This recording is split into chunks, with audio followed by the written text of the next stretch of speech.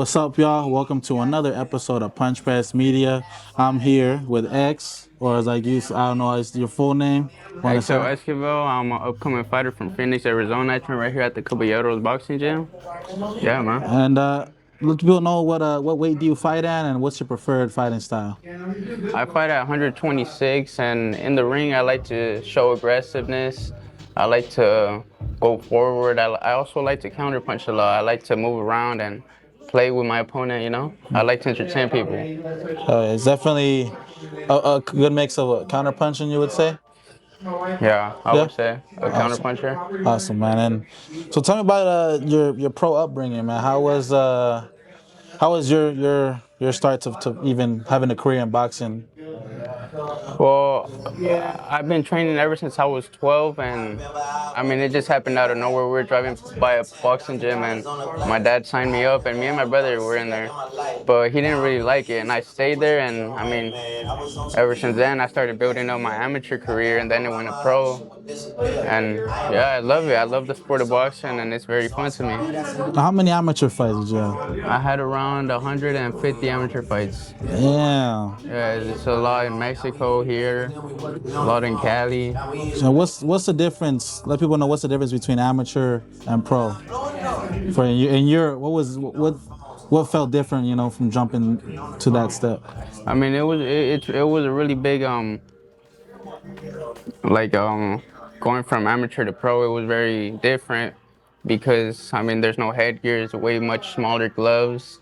The weight cuts. I mean, the rehydration after the weight cut. It's different because you don't have to go a whole week with being on the same weight. And yeah, it's fun. It's very cool. Awesome, man. And I know as boxers, you guys do have like great relationships with your coaches, and you know, can you explain kind of what your relationship with your coach has been? Obviously, he helps you with a lot of fundamentals of boxing, but I'm pretty sure he helps you outside the ring with life itself. Me and my coach are really close. He was actually a professional too, and his dad is a coach. He has a world champion brother, and I be going out there to Cali to train with them, with his family. I say me and him are very close, and I like the way he trains me because he has a style that he put on me, and I like it.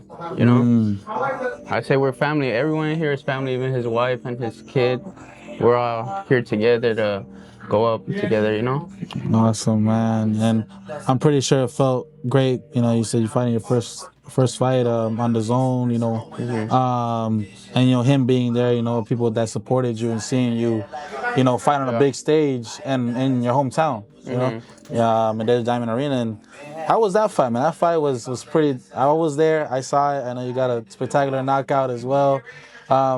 What was that feeling like? Even just from the start of the day of getting there, and getting your hand raised. Yeah, it was very exciting, man. It was a dream come true. I mean, I've worked up to that moment, and it's the first big fight, but hopefully there's many more to come. And it was very exciting to show out to the AZ people, to my hometown. It was very cool. That's awesome, man. And it's definitely cool to see a fighter at AZ putting on. And I think it's cool. Eddie Hearn too. I know he's put on a lot of good fighters. Even the whole card, with Terraza was fighting too. Yeah, that's a lot of people from AZ. They show out. Yeah, for sure. And you got anything else lined up? Can you tell us about anything? Or are you kind of training, stalking your prey a little bit, seeing what's going Right on? now we're training and we're working, gaining muscle because I mean we want to take it slow. We don't want to rush things. We don't want to get into a fight knowing we're not gonna win. We want to do it in a smart way. We want to take it step by step and slowly advance to the top. Awesome. And as far as training, like I'm sure you looked up to fighters. Is there any fighters that you've seen and you bring some of the stuff they do into your training camp, or try to apply to your skill set? I really like Teofimo. Teofimo? He has an amazing style. I like his footwork, his punches, his head movement. He's very slick. I feel like if I was to compare myself to a type of boxer, it'd be him.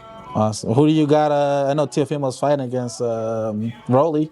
Rolly, Yeah, who do you got? I say Teofimo got him. Teofimo? Yeah, Is it by for knockout sure. or by decision? By knockout. Knockout? Knockout. Yeah, okay, okay. Um, yeah, that's cool, man. I know, I always ask a lot of fighters, what they look up to. Most of them try to say like I'm a unique person, but it's cool that Yeah. you have, you look up to certain people too. Yeah, I like Lomachenko too. I know Oh, he's Lomachenko. a lefty, but I look at his footwork and I try to make it into a orthodox. Hell yeah, man. And I always like asking this question to every fighter I meet, which is, what is the hardest punch to land, and what is the hardest punch to get hit by? The hardest punch to land.